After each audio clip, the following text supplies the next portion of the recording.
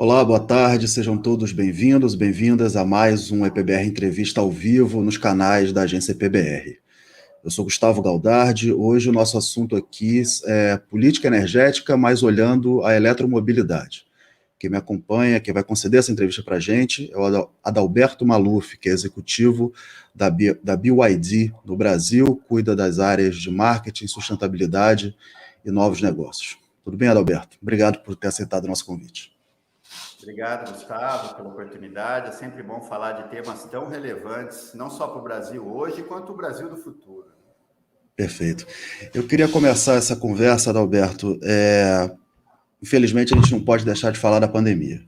A gente está entrando aí no segundo ano, o mundo ainda está balançando, o Brasil está numa situação muito difícil. Eu queria começar essa conversa, você dando a sua visão de como que essa tragédia global está impactando esse mercado de eletromobilidade, como que isso está transformando, de repente, algumas perspectivas que há 2 anos, curtíssimo prazo atrás, a gente não tinha. Claro, Gustavo. Bem, primeiro, nossos sentimentos às famílias e amigos de milhares, milhões de vítimas pelo mundo todo. É uma situação incrivelmente difícil, né? Mas a pandemia, ela foi catalisador de grandes transformações na nossa sociedade, no ponto de vista da economia digital, da mobilidade, do futuro da mobilidade. 2020 foi um marco das grandes potências mundiais em anunciarem planos integrados para promover as energias renováveis, a energia limpa, né, a economia do futuro. Então, a gente teve o European Green Deal na Europa, né, depois a Alemanha pôs 20 bi para a mobilidade elétrica, a França 8 bi de euros, agora o Biden nos Estados Unidos, 850 milhões de dólares somente para o tema da mobilidade elétrica. O 14º Plano de Desenvolvimento da China, aprovado também no ano passado, que traz uma meta incrível, muito rápida, grande, de veículos elétricos, energia renovável, transição para essa economia digital. Então, a digitalização das nossas vidas acelerou os processos. Você vê, o ano passado, o market share, né, a venda de veículos elétricos no mundo, passou de 2% para 4,3%. Então, aumentou de 2 milhões para 3,2 milhões. Mas todas as projeções diziam que ia cair. Então, não só não caiu, quanto aumentou muito. E se a gente pega o que aconteceu na Europa, é uma revolução sem precedentes na história. A Europa saiu de 3% para 11% de market share, né, de veículos elétricos. Bem, Adalberto, não é lá um crescimento assim tão grande, né? 3 para 11%. A Europa passou a China, né, como o maior mercado junto de veículos elétricos. Agora, se a gente analisa janeiro, que tinha 2%, e dezembro, que na média teve 23%, a Alemanha, em dezembro, vendeu 27% de veículos elétricos. Saiu de 2% para 27%. E de janeiro a março desse ano, a Europa inteira está vendendo acima de 20%. Eu não estou falando... E olha que a Europa não entra nem Noruega, né? Que a Noruega tem 80% de veículo elétrico. Mas a gente está falando de uma grande transformação, uma mudança muito rápida. O parque produtivo mundial está mudando para os veículos elétricos e o Brasil está correndo um risco muito grande. Porque depois que tiverem feito as grandes fábricas de veículos elétricos espalhados pelo mundo, não vai ter espaço para abrir fábricas no Brasil. Não adianta a gente se fechar aqui produzindo as tecnologias do passado, de como eu já ouvi gente do governo, não, a gente se fecha aqui e depois a gente exporta para a África. Amigo, tá de brincadeira. A China vai exportar para a África. A China é muito mais eficiente para exportar, mesmo o veículo diesel, mesmo o veículo gasolina para a África. Então, o Brasil está correndo um risco muito grande. A gente está ali deitado em berço esplêndido, esperando o mundo, o que vai acontecer, só que o mundo não está esperando. As grandes transformações tecnológicas para a economia do futuro estão ocorrendo agora. E a gente não pode parar e ficar esperando o que está acontecendo lá fora. A gente vai entrar precisamente nesse ponto, o papel das políticas no desenvolvimento desse mercado, mas como que você Como que a gente pode explicar essa aceleração que você citou nesses mercados, né? Que são mercados que vários outros segmentos puxam tendências globais também.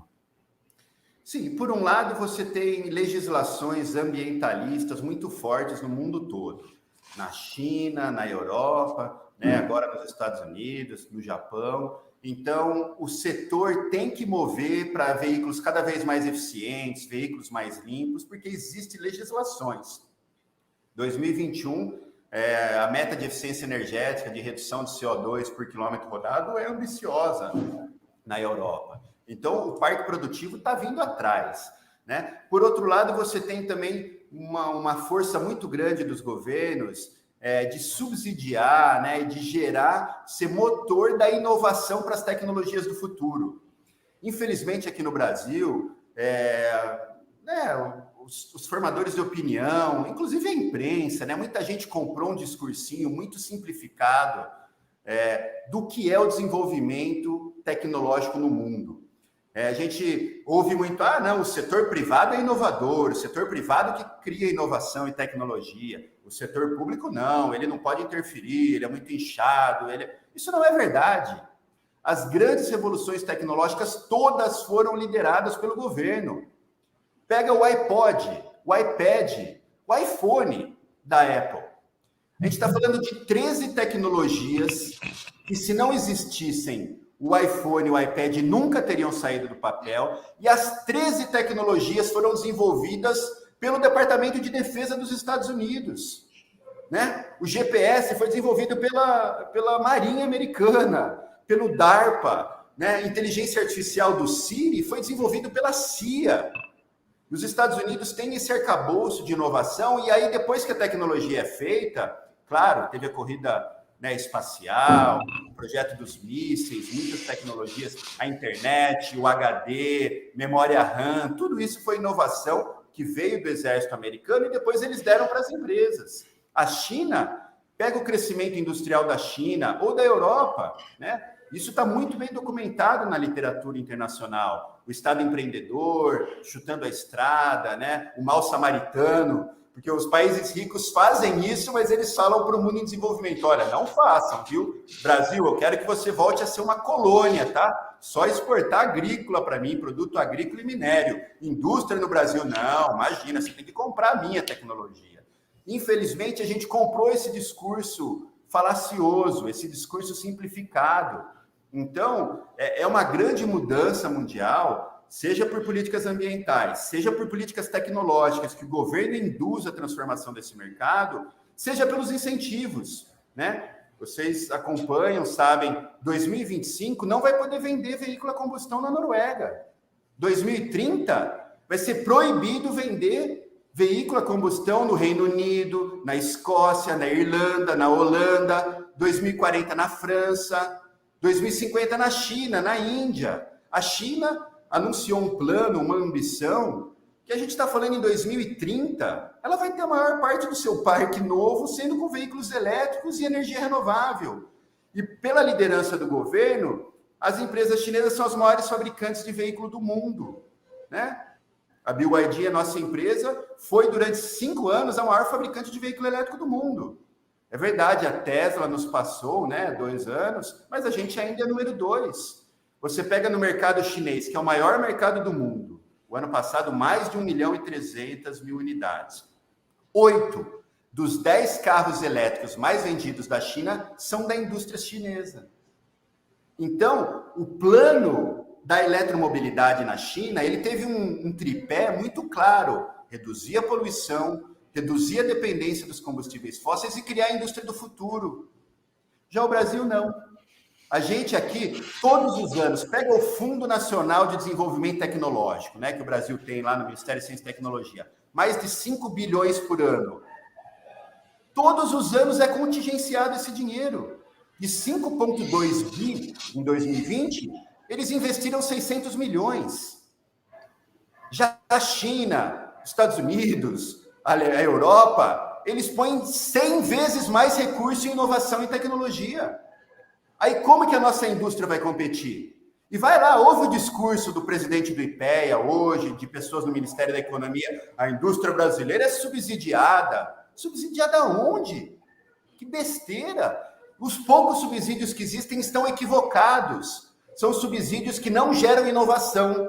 São os subsídios que só reduzem os impostos e viram lucro para as empresas.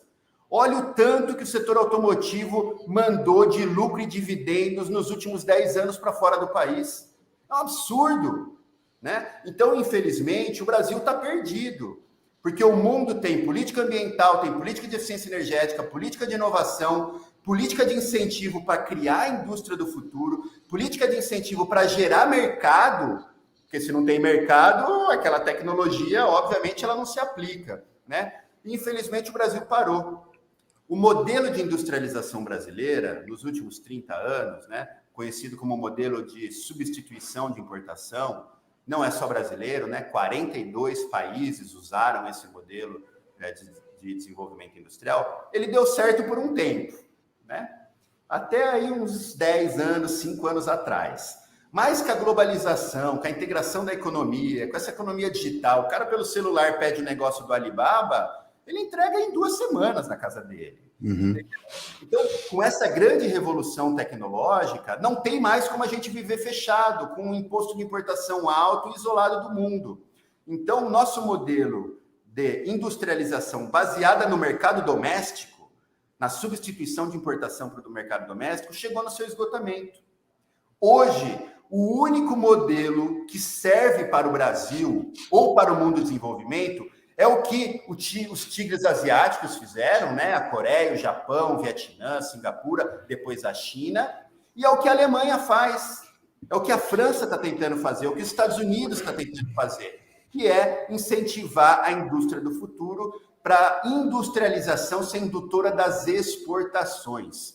É um modelo de industrialização baseada em ganhar mercados, em exportar. Mas o Brasil não. A gente optou por se fechar, escolher tecnologias que só a gente quer usar, que o resto do mundo não quer usar, e achar que a gente vai criar algo da cartola sem dar o incentivo para a inovação, sem dar o desenvolvimento tecnológico. Quer dizer, eu sou jovem demais para ser pessimista, né? Você sabe, Gustavo, lá na BBE, inclusive hoje lá a gente teve a minha reeleição como presidente lá na Associação Brasileira do Veículo Elétrico, né, mais um ano. A gente vem trabalhando muito nessa coisa da indústria do futuro, da tecnologia do futuro, porque o Brasil está ficando para trás e ninguém fala nada sobre isso. Ninguém. Deixa eu colocar uma pergunta em cima exatamente dessa questão que você está colocando. Você citou os 3 pilares do desenvolvimento da China, do mercado chinês, né? Reduzir a dependência de combustíveis fósseis. Isso hoje não é no cenário brasileiro, a tendência é que o Brasil seja superavitário. O outro, a questão da matriz energética. O Brasil ele já lidera no mundo como um país que tem uma matriz energética limpa. E o terceiro era a construção dessa indústria do futuro que você está citando. Do seu ponto de vista, do ponto de vista de uma pessoa que está na indústria de eletromobilidade, por que a eletromobilidade, no seu ponto de vista, ela tem que ser de fato uma escolha para o Brasil, tendo em vista a liderança do Brasil em outras áreas, e a questão que está colocada é: o Brasil é uma potência em biocombustíveis, por que não apostar em ser a indústria do futuro do biocombustível? Como é que vocês veem isso? Primeiro, o Brasil tem uma matriz elétrica muito limpa, né? Então, isso é uma vantagem para a gente, e a eletromobilidade, obviamente, ela se beneficia muito desse contexto de ter energia limpa. 2, biocombustíveis são muito importantes, o etanol é uma grande inovação brasileira, um desenvolvimento tecnológico brasileiro importante, porém, o etanol, ele está muito associado ao veículo leve, né? Ele não substitui o veículo pesado diesel, e o Brasil importa diesel de baixo teor de enxofre. A gente importa bilhões e bilhões de dólares todos os anos em diesel. Então, assim, não temos essa segurança energética toda. Inclusive, gasolina, o Brasil importa gasolina. O Nordeste brasileiro, por questões logísticas, ele vai continuar importando gasolina de fora do Brasil, e não etanol da região sul do Brasil. Então, segurança energética, a mobilidade elétrica é boa. porque a geração distribuída, a energia limpa renovável, o Brasil é uma potência em eólica, à noite a gente tem energia gratuita praticamente sendo jogada lá, as pás eólicas estão virando, poderia abastecer as frotas de veículo. O Brasil tem uma das maiores irradiações solares do mundo, então essa complementariedade da energia solar fotovoltaica com a mobilidade elétrica podia ajudar a criar a indústria do futuro. Eu sou um grande adepto e um grande entusiasta da tecnologia flex, né? Você já me ouviu falar antes, sabe o quanto eu acredito na tecnologia flex. O mercado de veículos eletrificados no Brasil vem crescendo por causa dos veículos híbridos flex. Então, eu acredito que tem um nicho, sim, de veículos híbridos flex, aonde o etanol vai ter um papel e aí sim o Brasil poderia exportar tecnologia para alguns países do mundo com veículos híbridos flex. Agora, diesel, o mundo inteiro está substituindo pela eletricidade. Então não adianta a gente se fechar aqui e achar que a gente vai ficar sozinho. Então, mesmo o flex sendo uma tecnologia importante, olha só como os subsídios brasileiros estão distorcidos, né? Hoje no Brasil, o carro elétrico paga 2 vezes a 2,5 vezes mais IPI do que um carro flex, né? Você sabe disso. Um carro flex 1.0 paga 7 de IPI, 7%.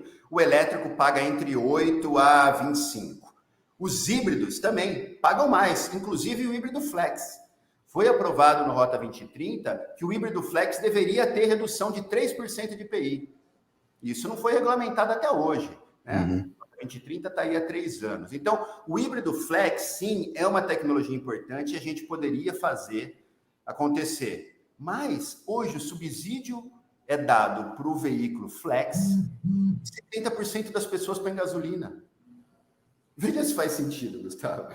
Se você cria um programa, um incentivo, olha, eu vou fazer um incentivo para estudantes usarem o cinema, irem no teatro, tá? Estudantes que estão na escola, 70% dos que usam meia entrada não são estudantes.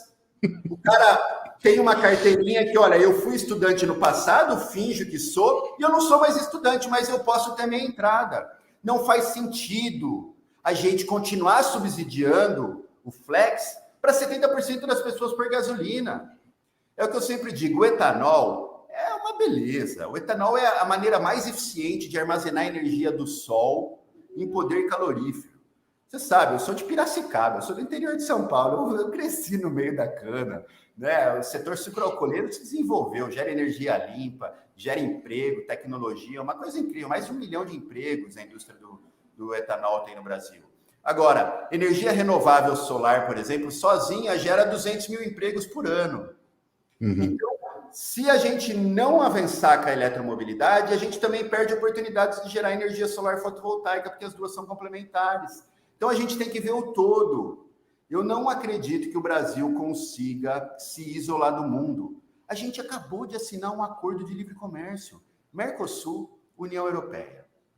Então, a União Europeia, eu acabei de dizer que ela saiu de janeiro para dezembro do ano passado de 2, 3 para 23% de venda de elétricos. A Alemanha está transformando todas as fábricas em fábricas de elétrico. Daqui a poucos anos não vai ter imposto entre o Mercosul e a União Europeia.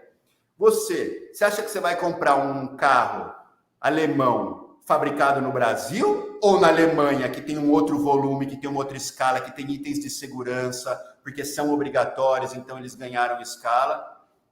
Quantas fábricas já fecharam aqui nos últimos anos no Brasil? Quantas fábricas fecharam? Ninguém está vendo isso? Infelizmente, o Brasil não tem mais Ministério da Indústria, né? Todo mundo sabe, o MDIC, aí desde o início do governo Bolsonaro, ele está dentro do Ministério da Economia. Eu acho que o Ministério da Economia pode sim ser administrado por banqueiros, né? Eu preferia que fosse por economistas que não são banqueiros, mas pode ser por banqueiro. Agora, Ministério da Indústria na mão de banqueiro não dá certo. O pessoal do Ministério da Economia, que deveria criar incentivo para a indústria, dá entrevista toda hora na imprensa dizendo que a indústria brasileira é subsidiada. Olha só, a indústria de transformação no Brasil, quando eu nasci, lá no começo dos anos 80, a indústria de transformação representava 35% do PIB brasileiro. Hoje ela representa 11% do PIB industrial, né? do PIB brasileiro. Isso é uma loucura, porque olha só, é 11% do PIB, mas arrecada 33% dos impostos. Arrecada 31% do INSS. Portanto, se quebrar a indústria de transformação do Brasil, quebra o INSS e quebra o Estado brasileiro. Porque o agronegócio, infelizmente, não paga imposto.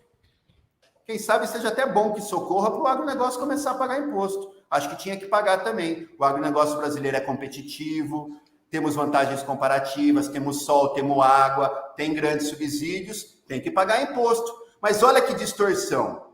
Como que um setor gera 11% do PIB e paga 33% dos impostos? 3 vezes mais. Então a indústria é estratégica. A Alemanha não abriu mão da indústria, não. A China, o Japão, a Coreia, nenhum país abriu mão da indústria. Ah, Adalberto, mas os Estados Unidos também teve uma queda de participação da indústria no PIB. Verdade. Agora, os Estados Unidos inventou a indústria digital, porque tem um governo criando a tecnologia do futuro. Você tem uma Apple que vale mais do que todas as empresas brasileiras. Ou o Brasil vai criar uma Apple, uma Amazon, uma IBM, uma Cisco. Não vai criar. Então, perdemos essa batalha tecnológica. Agora, o core da tecnologia, hoje, a briga tecnológica do mundo, está lá em cima, né? Semicondutores, todo o cluster de tecnologias de inteligência artificial, impressoras 3D, né? Um mundo de tecnologias. O Brasil não vai brigar nesse nicho. Não vai. Não tem educação, não tem... Então, os poucos nichos que a gente tem em parque produtivo, e o setor automotivo é um deles. O setor automotivo já empregou 1 milhão...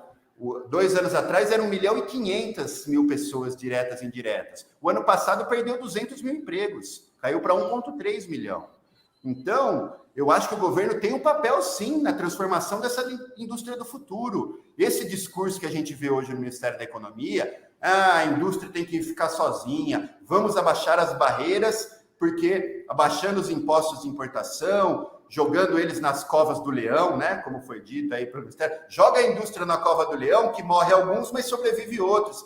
Isso é um desconhecimento da literatura internacional sobre industrialização e sobre desenvolvimento absurda. Isso só pode ser de quem estudou nos anos 90, enquanto o consenso de Washington e o neoliberalismo ainda era tido como uma política que dava certo. O mundo inteiro abandonou isso. Só que os caras que estão hoje no Ministério da Economia, como eles pararam de estudar nos anos 90, no começo dos anos 2000, depois só ficaram lá nos bancos, tal, ganhando dinheiro, o Brasil é muito bom para esse setor, eles perderam. Eles não sabem o que está acontecendo nas revoluções tecnológicas no mundo. Essa é a realidade. Do nosso país. Deixa eu trazer essa discussão, nossa conversa um pouco aqui mais para perto de casa. A BYD também tem uma atuação na América Latina. Como que vocês estão vendo o desenvolvimento desse projeto de eletromobilidade e a política está puxando nos nossos vizinhos aqui, a política está puxando o crescimento desse mercado? Sim, com certeza. A eletromobilidade cresceu muito na América Latina. O ano passado, só a BYD vendeu mais de 1.000 ônibus elétricos na América do Sul. O ano passado foram 2.000 ônibus elétricos já na América Latina e o Brasil ficou para trás. O Chile, a Colômbia estão liderando. Olha só o absurdo. A Colômbia criou vários incentivos, reduziu imposto de exportação, o IVTA, né, que seria o IPI, o ICMS, criou várias medidas de incentivo. A Colômbia tem um mercado 10 vezes menor do que o Brasil. E ela vendeu 50% mais veículos elétricos do que o Brasil. A Costa Rica vendeu quase o mesmo número de carros elétricos do que o Brasil. O Brasil vendeu 800. A Costa Rica vendeu 650. Só que o mercado de veículos da Costa Rica é 100 vezes menor do que o Brasil. Né? Então, se a gente pega o que está acontecendo no Chile, na Argentina, no Uruguai, e o mercado finge que não está vendo. Gustavo, a Argentina nunca tinha importado um ônibus que não fosse do Brasil. Nunca. 2019, ela importou vários ônibus da China, a maioria de novas tecnologias. 2020, ela ampliou. A gente está perdendo de exportar ônibus para a Argentina, nosso vizinho. Uruguai nunca tinha comprado um ônibus que não fosse brasileiro. Nunca. O ano passado importou um monte, a própria BYD. A nossa fábrica aqui foi feita, a gente exportou o primeiro chassi para a Colômbia. A gente queria exportar para o Uruguai, para a Argentina e para a Colômbia. Temos um acordo de livre comércio, né? Com cotas, inclusive, que poderia para a Colômbia. A gente não conseguiu. Fechamos da China lá e tivemos que trazer da China. Olha só, a Colômbia, que era um mercado brasileiro, tá? O Brasil dominava o mercado de veículos na Colômbia. A gente sempre brigou. Se você pega os últimos 10 anos, Brasil e China brigaram pelo mercado colombiano. Um ano ali o Brasil passou um pouco, outro ano a China passava. E ficava ali, né? Assim, essa briguinha. O ano passado, a China exportou 14 vezes. Ó, a diferença. 14 vezes mais veículo para a Colômbia do que o Brasil. Cara, se isso não tira o sono dos caras do Ministério da Indústria, se isso não tira o sono dos presidentes das indústrias automotivas do Brasil, me desculpa, o que tira? Porque o meu sono tira. Eu sonho com essas coisas. Eu acordo de manhã falando, não é possível, vai fechar a fábrica. Eu tenho uns sonhos malucos, que eu acho que de um dia para o outro vai fechar todas as fábricas. É uma loucura, mas a gente não está vendo a grande transformação mundial. O etanol é importante. O biodiesel tem restrições, né, de questões de emissão de poluentes nos motores, já atingiu um nível que não tem muito como crescer. E a gente tem que parar com essa besteira que uma parte do setor brasileiro tem de ficar inventando coisas. Agora é o diesel de cana, agora é o diesel, sei que agora é o HVO, agora vamos criar tecnologia, agora não, vamos investir no hidrogênio. Pô, a gente não investiu no elétrico e já quer investir no hidrogênio? Para de coisa absurda. O combustível limpo brasileiro, o etanol, tem que continuar, tem que crescer. Segunda geração, se a gente fizer a nossa lição de casa do ponto de vista ambiental, o mundo vai comprar o etanol brasileiro. Os veículos híbridos flex brasileiros podem ser exportados aqui, de fábricas aqui da nossa região, né? A BYD aqui do Brasil, a Toyota aqui em Indaiatuba, a Hyundai aqui em Piracicaba, né? A Honda aqui em Sumaré, agora em Tirapina.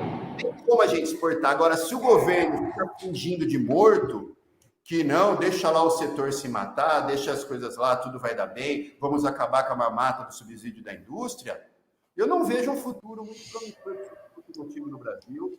Esse ano a gente vai ver outras fábricas fechando e, infelizmente, isso vai continuar.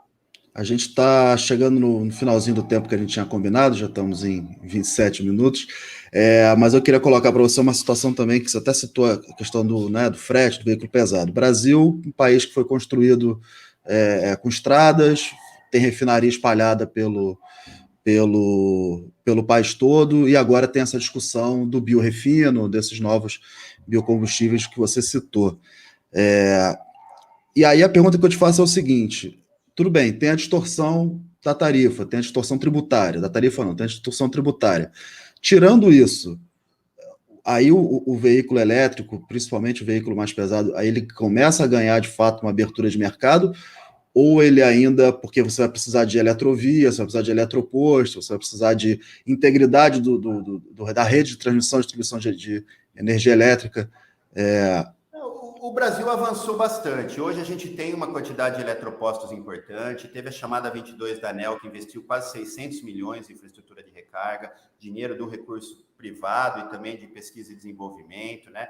Isso avançou. O Brasil tem muito a ganhar. Se a gente resolver o problema da distorção tributária, e lembrando, o setor quer isonomia, tá? Eu não quero pagar menos imposto que o etanol, não. Eu quero pagar igual. Se eu pagar igual, a gente já está super feliz.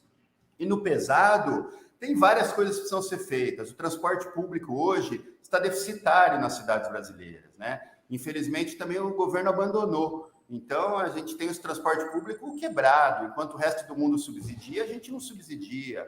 Aqui tem um modelo de operação ainda, as tarifas dos ônibus nas cidades, ela não privilegia eficiência, ela é um modelo que privilegia a compra e venda de ônibus. Então, existem distorções para melhorar. Mas, na nossa opinião, se resolver o problema tributário e o governo criar incentivos para ajudar o desenvolvimento de tecnologias, porque tem um ecossistema de inovação muito grande, não é só o carro elétrico.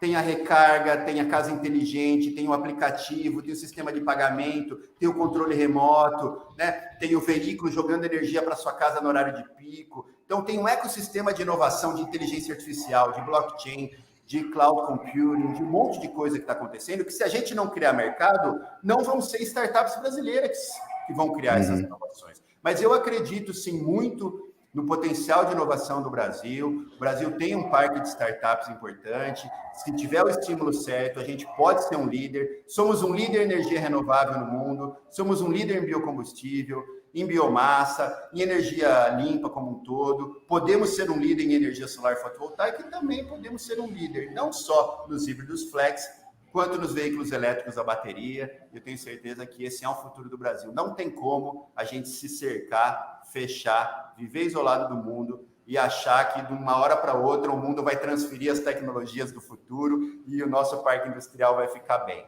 Não. Se nós não fizermos com grande liderança, coordenação e financiamento do governo, estamos ferrados, porque o mundo inteiro faz isso. Não podemos comprar essa falácia de que só o setor privado faz inovação. Isso em lugar nenhum do mundo. 75% dos remédios criados nos Estados Unidos pela indústria farmacêutica americana saíram de pesquisas do governo americano.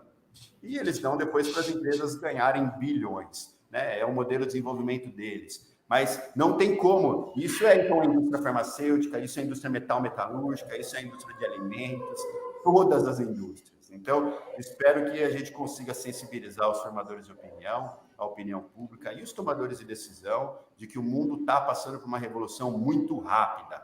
E se a gente ficar aqui deitado em berço esplêndido, a gente corre um risco muito grande. Alberto, muito obrigado. Faça um compromisso aqui com o pessoal que está acompanhando a gente. Próxima entrevista que a gente marcar, eu separo um tempo maior, a gente faz uma entrevista de 1 hora, de 40 minutos, 1 hora, porque tem outros assuntos para a gente falar, inclusive a questão da geração renovável, distribuída, o papel da energia solar no mercado brasileiro. Tem bastante coisa aí para a gente conversar ainda. Um abraço e até a próxima. Abraço. Tchau, tchau.